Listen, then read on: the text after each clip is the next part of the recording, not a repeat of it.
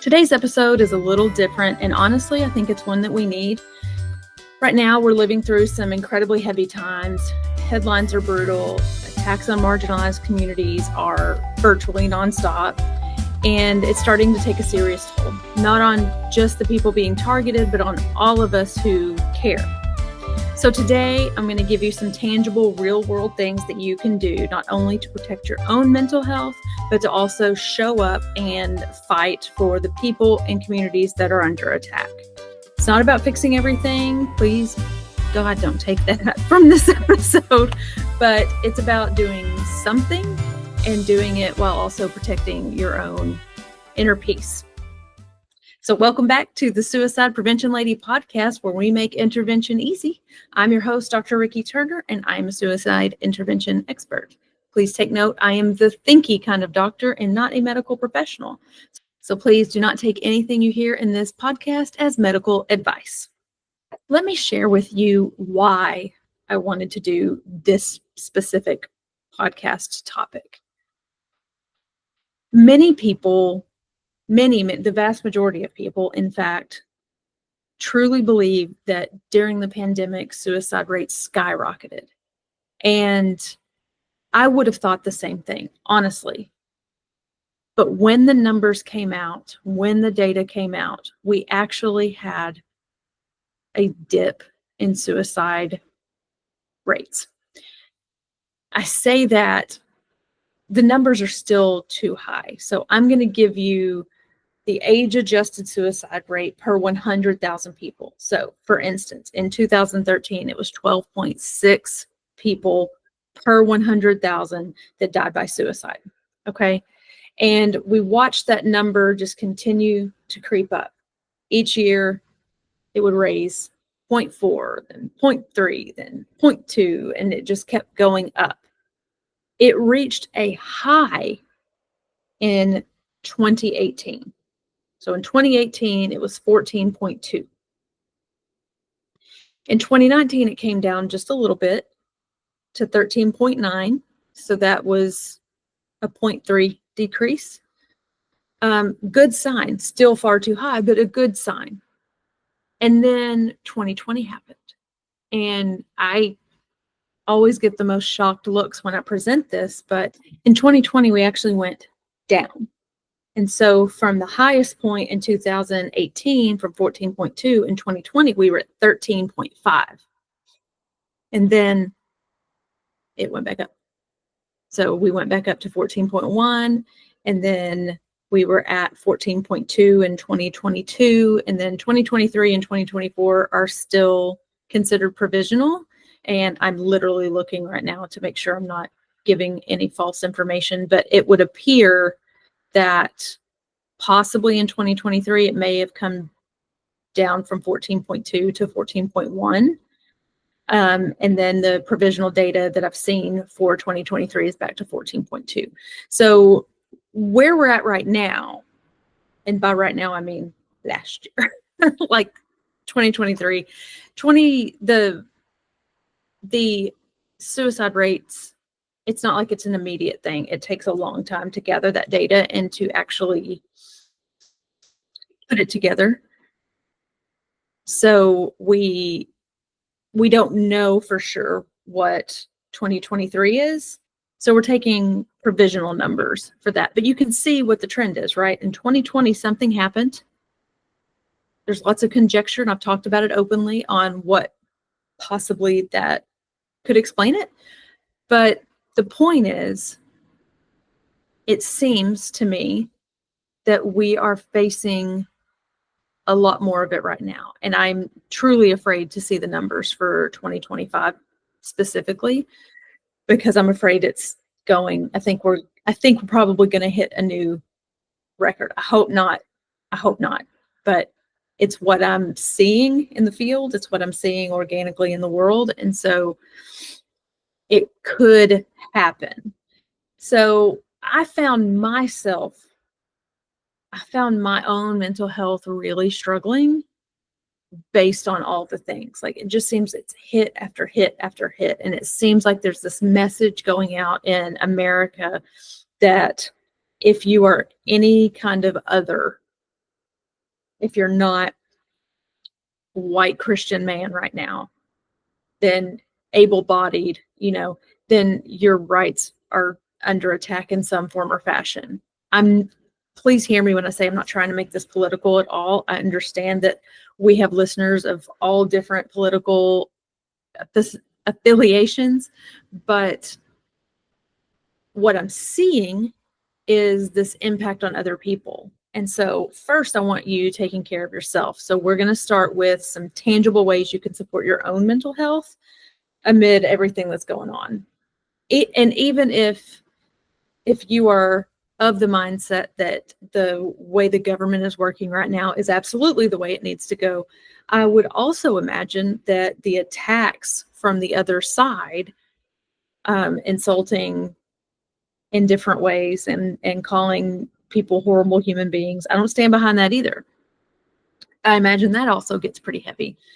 So let's talk about it. Regardless of where you are, political affiliation, wherever, let's talk about, we are in some trying times right now. So let's get some strategies. The first thing I want to talk about is, please set some boundaries with your media consumption. The algorithms on all the social media platforms, they know who you're going to vote for before you know who you're going to vote for. Okay. Their whole thing is gathering all this data on you and then pushing things to you that you already agree with. If you are, for instance, if you are anti-Donald Trump, then your algorithms are going to push you anti-Donald Trump messages, regardless if they're true, regardless if they've been vetted in any way, regardless if they're angry, or it doesn't matter. That's what it's going to push to you because it knows that that's something that resonates with you. You're going to agree with it, so you're likely going to engage with the content and stay on the platform longer. That's how that works. If you've ever looked at your Facebook feed and been like, oh my gosh, it's listening to me, it just knows you that well, okay? And it may be listening to you, I don't know. But we want to set boundaries with it. I have done my dead level best to try and train my TikTok algorithm. If the moment that something political pops up, I'm like, swipe, swipe, swipe. This is my escape. I don't want to be inundated with this at all times. And I have noticed that when I resist the urge to listen to the commentary that absolutely backs up my stance, it helps me in the long run. I can come up with my own thoughts about what's going on in the world. I don't need it constantly reinforced wherever I go. That's going to distress me, and it's going to cause me to continuously ruminate on what's wrong with the world right now in my eyes. And while there's so much wrong with the world, and I do believe that it does warrant our attention, it does not warrant our 100% attention. It does not need to monopolize everything about us. If it does, we get too worn down and we can't do anything. We can't engage in the civil process in order to try to fight back because we're so exhausted with it and we start to feel so powerless. We have power. We have agency. We have those things with us right now, but we have to have the energy to be able to use those things.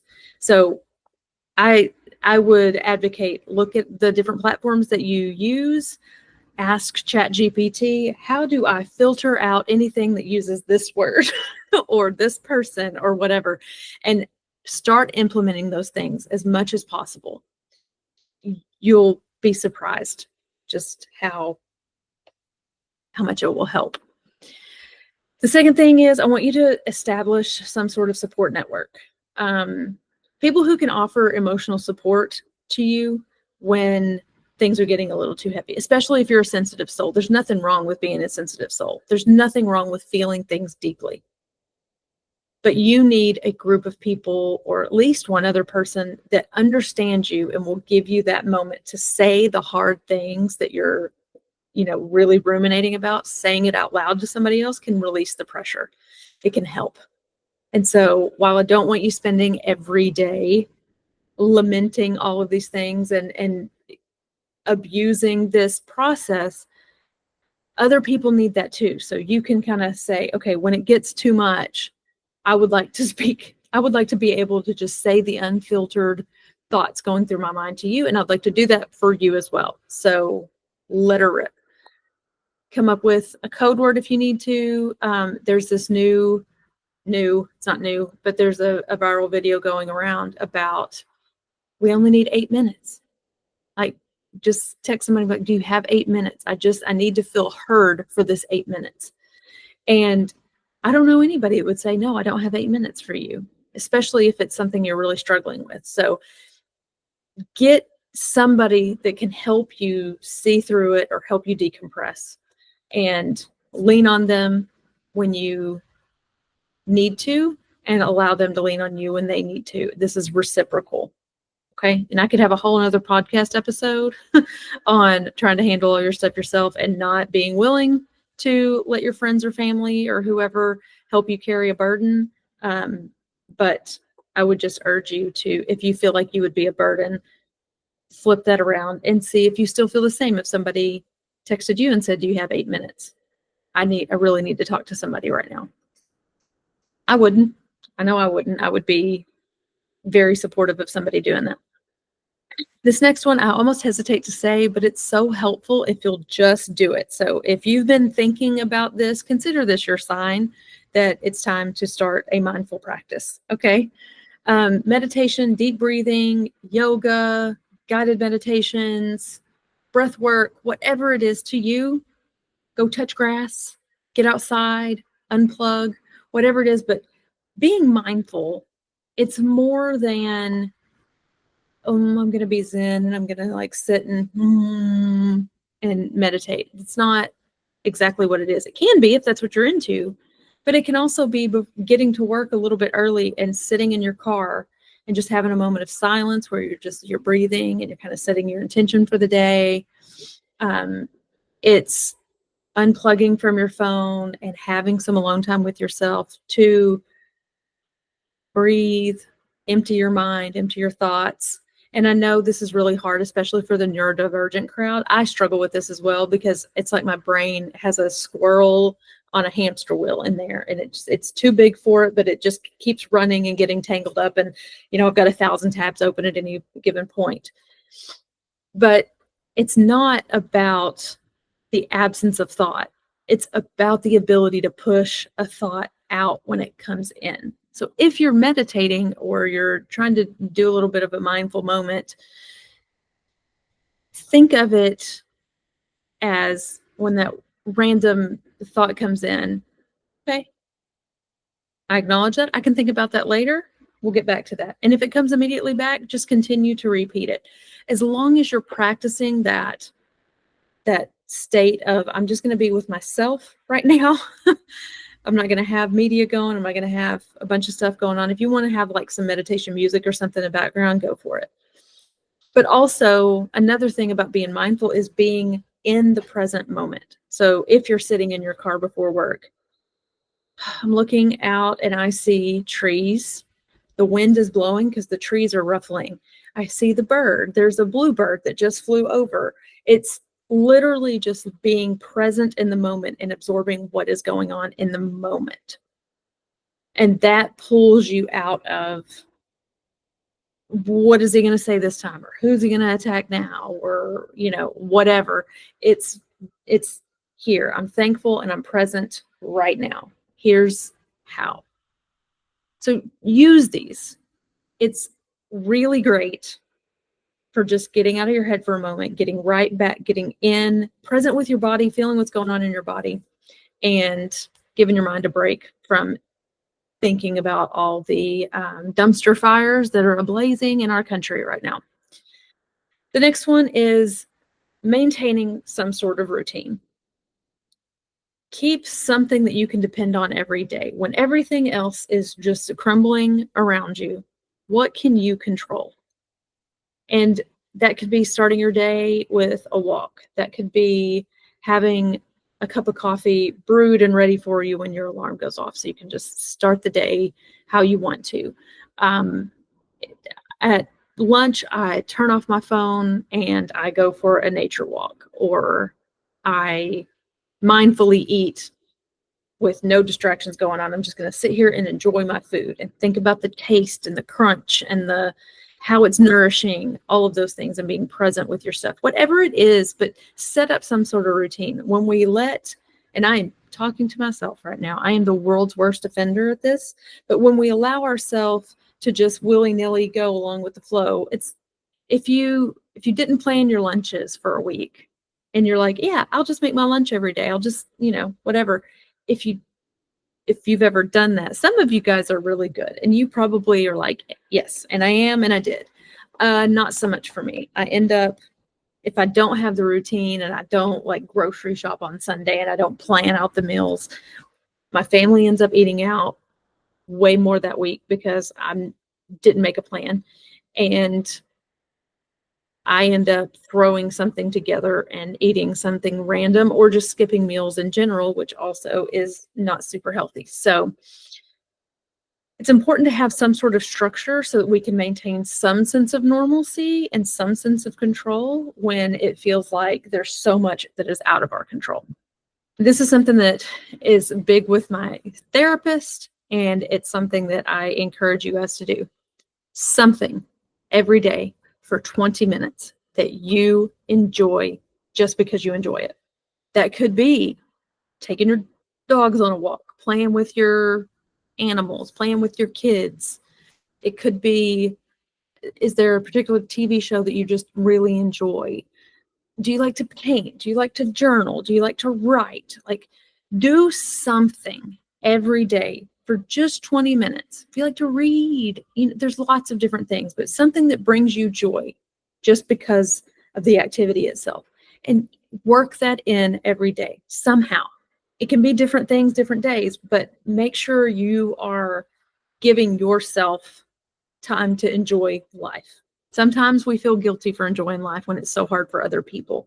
Our suffering doesn't make their life any easier, but more people who are filling their own cup and investing in themselves, they're able to go out and make a bigger impact into the world. And that's what we want. So do something you enjoy every day just because you deserve happiness.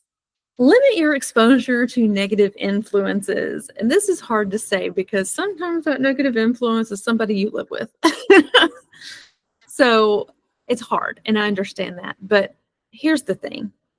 When you are online and you see somebody post something that's hateful or whatever, we don't have to engage every single time. We can make the choice to keep scrolling. And so many people struggle with that because it's like they can't go unchecked. Listen, when is the last time you were influenced by somebody angrily getting on your post and disagreeing with you? It's especially in the tones that we typically use in those scenarios. I've never responded well to it. If somebody approaches it with curiosity and wants to know my point of view and are willing to share their point of view in a way that doesn't make me seem stupid, uninformed, angry, evil, insert any other name or influence or descriptor that I've been called, it's not helpful. The biggest way we're going to have an impact on those who believe differently than us is to have a civilized, curious conversation with them, where we're not attacking them and we're not essentially making fun of them or making them feel stupid or just pointing out how they're evil. It's not helpful for anybody.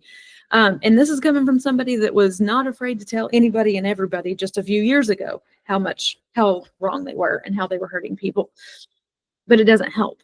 And it's very much a never wrestle with a pig because you both get dirty and the pig likes it. Just leave it alone. If you know there's somebody in your family or at work or whatever, and they're constantly engaging in this negative behavior, set that boundary. If they start in on it, just walk away. That's fun for me. It's like in the middle of a conversation.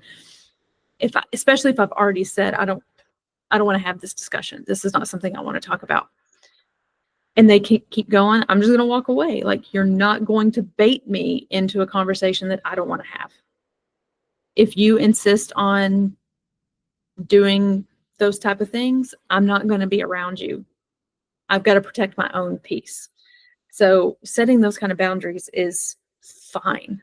And again, we can have a whole episode on that if you want to, on strategies of how to shut down those type of negative influences when it's hurting your mental health. Therapists are busy right now, and there's a reason, because it's important that we seek professional help if our mental health is struggling through things like this. They can help you process it. They can help you release that pressure valve, so you're not just constantly living with the noise in your head about everything that's going on. They can teach you coping strategies. All of these things are super helpful. I don't know that I'll ever go any extended amount of time without having a therapist again. There's always something I can work on. I've done some really deep trauma healing work, and I've also gone to a therapist for more minor, almost inconvenient things. The important thing for me is it is a unbiased person who is trained to help people get out of their own way. So I can't express enough how much I recommend having a therapist. And let me just say this, I really resisted it for a long time. I had my first therapist I ever saw. It was a bad experience. So therefore, I no longer needed therapy. And I held on to that for a long time. Now I'm unapologetic. If I don't like you, then you're not going to be my therapist anymore, and I'll find somebody I do like. And they don't really take offense to it, honestly. If you're with somebody and you're not grooving, then just say, hey, I don't think this is going where we think it is. I'd like to get a new therapist. And here's the thing. There's so many different ways of therapy. Now you can do telehealth. You can do it through an app, a subscription service, in person, private people. You've got insurance coverage. You've got all kinds of different things. So lots of help is available. And so just try out what feels right. There's lots of different types of therapies. Just research it. You can have ChatGPT do this for you. You can say, hey, I'm looking for a therapist. Ask me questions that will help me narrow down what type of therapist I would like to work with. And we'll ask you a bunch of questions, and then it's going to say, hey, sounds like you should really do some CBT therapy right now, and then maybe work on to EMDR or whatever. There's lots of opportunities there, but that's a tool that you can use. I just highly recommend everyone needs a little bit of counseling. Okay. Just everybody needs a little bit of counseling. Not everybody needs full-blown therapy. How about that? Practice self-compassion. Be nice to yourself. We are all out here just trying to do our best. All right. I try every day to be the most kind person that I can. Some days I am Mother Teresa. I am so kind and patient with people that it honestly astonishes me and my past self. And on those days, I'm giving 100%. I'm being as kind as I possibly can. And on those days, it's a lot. And then on other days, I'm being as kind as I possibly can. And that means I bit your head off, but I didn't call you a really, really mean name in the meantime. And that is as kind as I can be that day. And that is 100% me being kind. Every day is different. There's so many different things going on. We're all just doing our best. So if your best, your 100% still comes off as if you make a mistake or you acted in a way that you didn't want to act, it's okay. Look, take a pause, learn from it, try to adjust in the future. We're always trying to be better, but berating ourselves and being ugly with ourselves is not going to help us anymore. We don't deserve to be beat up for things. Acknowledge your feelings. Wow, that made me really angry. And then without judgment, and treat yourself with kindness. Like, you were doing the best you could at that moment. In the future, when this happens, we'll remember this moment and we will act. And then however it is that you wish you would have acted or done. Feelings are just feelings. If you feel something that's ugly, let me give you an example. Lots and lots and lots of people are every day posting things or saying things about how a certain political figure should have died already. I do not care for that at all.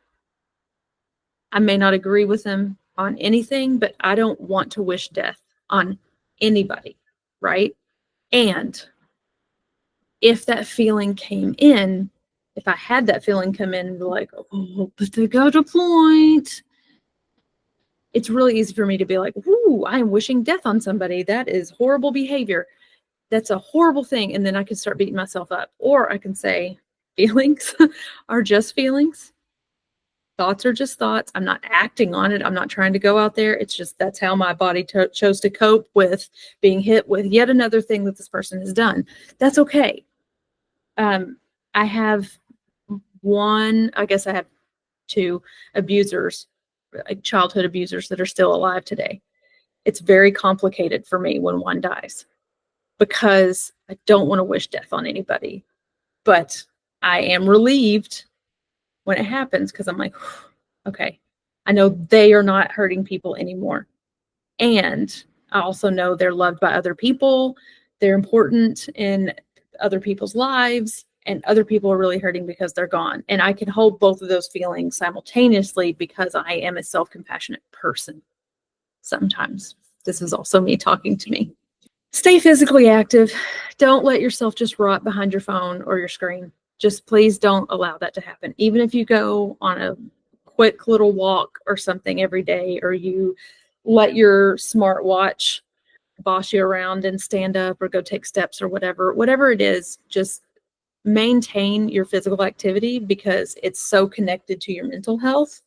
And you can boost your mood that way. It helps your overall immune system, your overall well-being. It helps keep your muscles strong, and it's just taking care of yourself. And we've got to take care of ourselves. We have to take care of ourselves. If you're currently one of those people that is just, you sit the majority of the day, give yourself some sort of small routine. I'm going to go on a 5-minute walk every hour or every couple of hours, or I'm going to park at the furthest parking spot at work or when I go to the store or whatever, and I'm going to walk the furthest to come in, and I'm going to take the stairs if it's within so many floors, whatever it is, just incorporate a little bit more activity if you're not currently doing that. And then focus on your locus of control. What can you control? What is it in your purview that you can positively do? And if you notice something that's really irking you, but you have no control over it, write it down, journal about it, whatever, but put it down and then let that, because you can't do anything with that anyway. So you ruminating on it and thinking on it and just being mad about it or whatever is doing nothing but hurting you. Be kind to yourself. And that is one way that you can be kind to yourself, is focus on what you can control.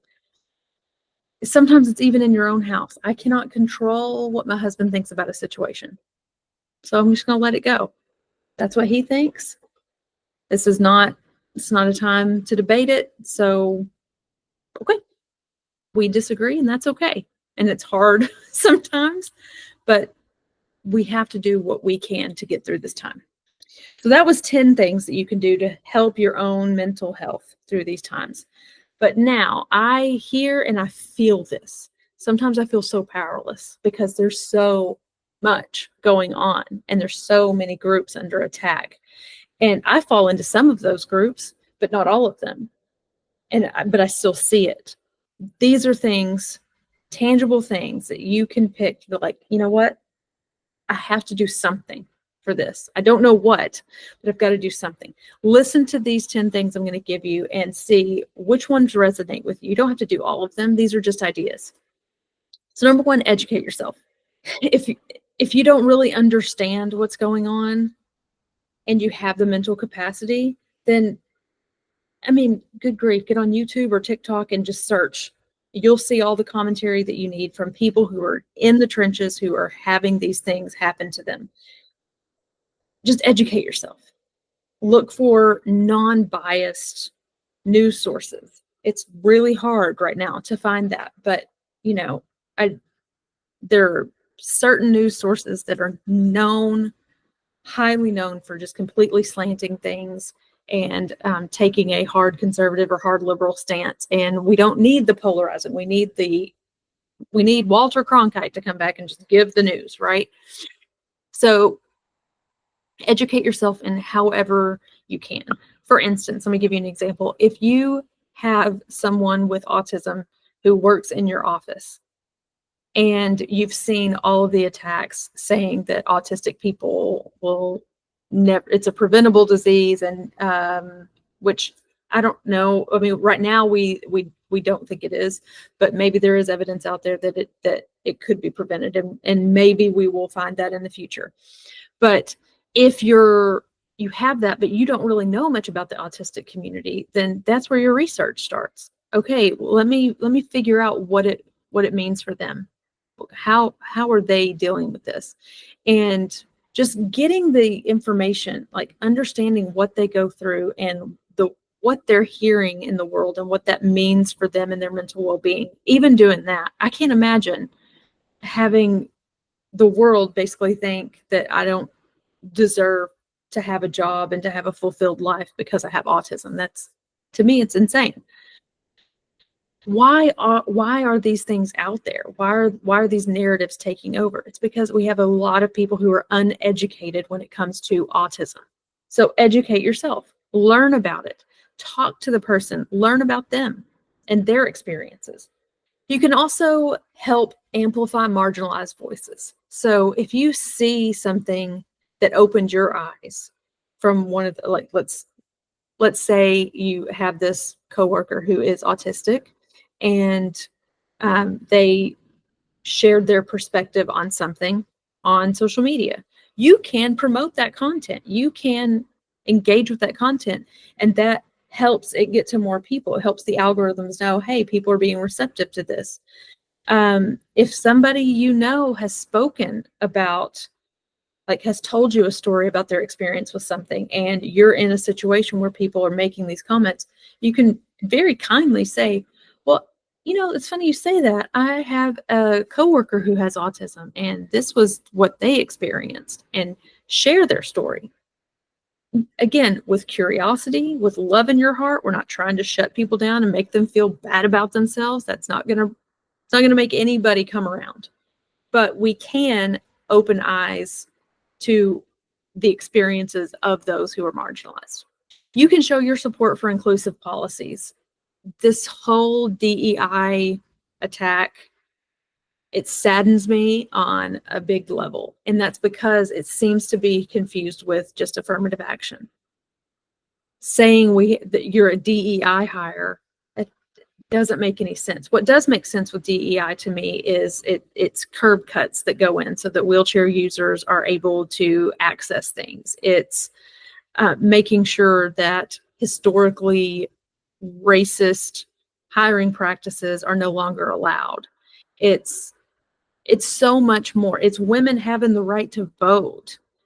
There's so much that comes with the representation. So you can write your senators or call and let them know how you feel about things. You can vote for inclusive policies. You can be a part of the solution at work if people are trying to gut your DEI initiatives or whatever. You can speak up and you can say, here's what I think about this policy, and here's how it helps us. Here's how we could edit this policy so that it is more inclusive to all people. Let me give you an example of this. If you are a university professor and you give PowerPoint presentations for your lectures, if you make a policy that you won't share those with the class, there are people in your class who may need a screen reader in order to help take notes or whatever. So they would actually need access to that PowerPoint in order to better study. That's a policy that if somebody spoke up and gave that perspective, the professor might be like, you know what, I had never thought about it that way. Okay, I can make that available. Like, just advocating for policies that level the playing field for everyone, that don't hurt anybody as well. Like, that professor can easily put that PowerPoint on the learning management system and everybody has access to it. Cool. So just thinking in those terms is a good move. Volunteer your time if you can. If that means calling people if that means going to organizations and helping them with events, but you're showing that you care to these people and to help do some of the work to stand up for their communities is really powerful.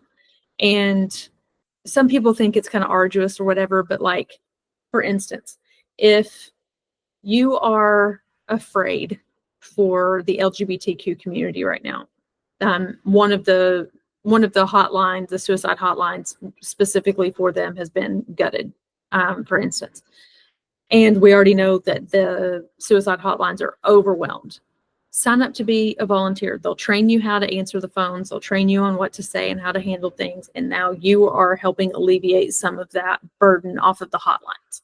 If you are worried about immigration and what's going on with immigration, you can volunteer with organizations aimed to help with those.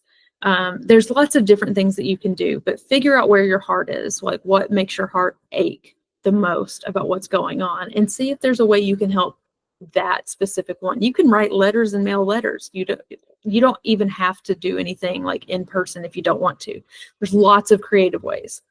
You can also donate to relevant causes. Like if you have the means, which I know everybody's getting financially strapped because of, prices are soaring everywhere, but you can donate to relevant causes, even as little as $5 or whatever, like whatever you can, but putting that resources run everything. And if they're continuing to drain the resources of these different causes, it makes it really hard for those causes to really gain traction and make improvements for these communities. So if you can't volunteer your time, volunteer your money. If you can volunteer both, great. If you can only volunteer one, pick the one that fits in the best.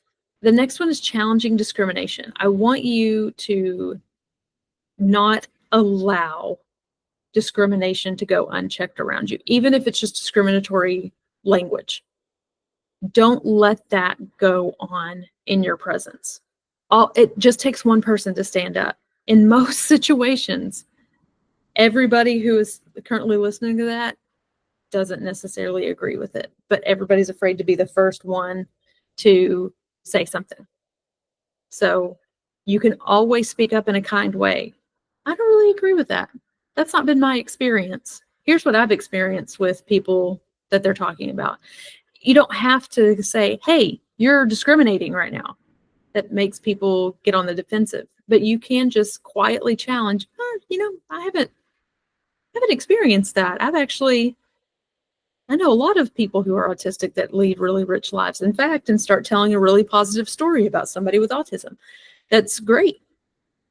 That's a way to not silently, but kind of quietly and kindly redirect the conversation. And that person then may have a little bit to think about, and that's okay. The other thing is you can say, you can go the petty route a little bit, but you can be like, so what did you just say? And just continue to be like, I'm sorry, I don't understand. What did you just say? They'll get it eventually. So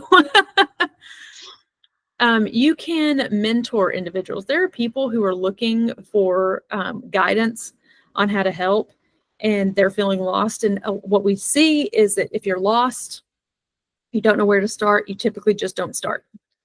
And so if you encounter somebody like that, give them the option. Be like, hey, you want to do this with me this weekend? Let's do it together. Let's go to this protest together, whatever it is. Promote diversity and inclusion. Promote inclusive practices. I understand that somehow diversity and inclusion has become this like dirty word, and it's believed to be something it's not, but celebrating and welcoming people who are different than you are, how does that hurt anybody? I don't understand how that hurts anybody. Diversity and inclusion is not saying you all have to learn about this and you have to agree with it. That's not what it's saying. All it's saying is, hey, not everybody thinks and acts like you. Here's somebody else's experience. And just like you would want somebody to understand your experience, why don't we want that for other people?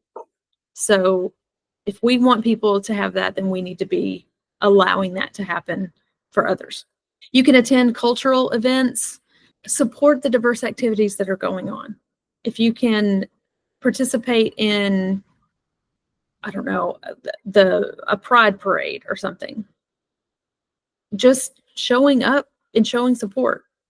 There was a campus that I used to work at. They just recently had their suicide prevention walk.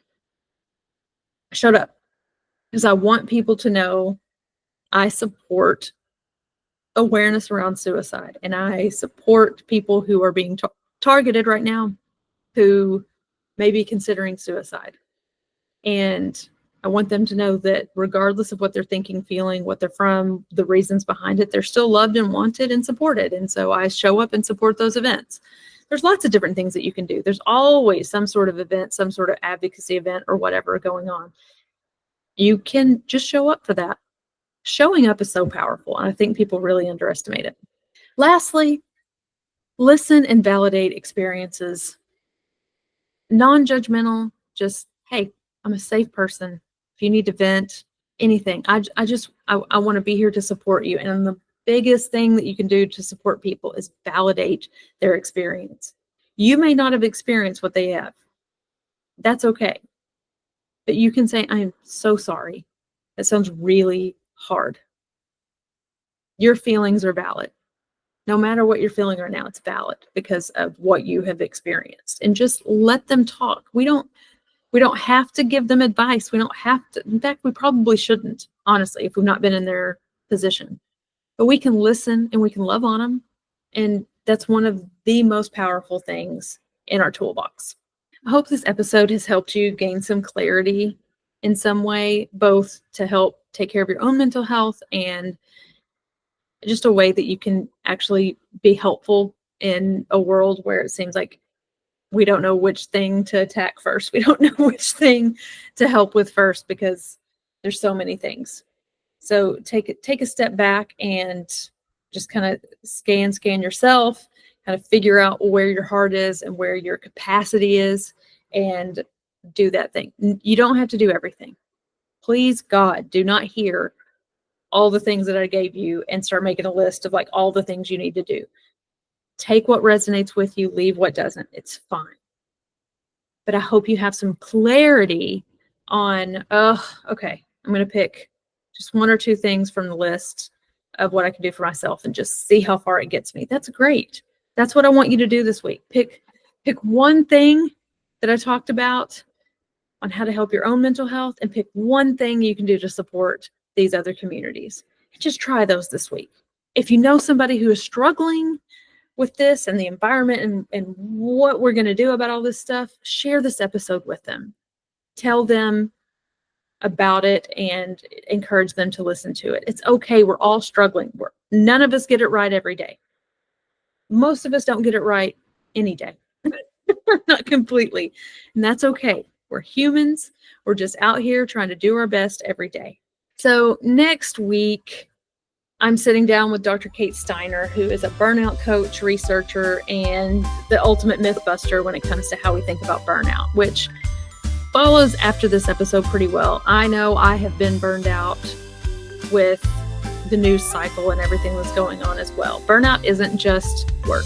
It's anything and everything, and we get into it. So we're talking about why burnout isn't a personal failure and how to actually recognize it early and why some typical advice on burnout you've been given might be doing more harm than good. So you don't want to miss this conversation. Join me next week where we continue to learn how to intervene with ease.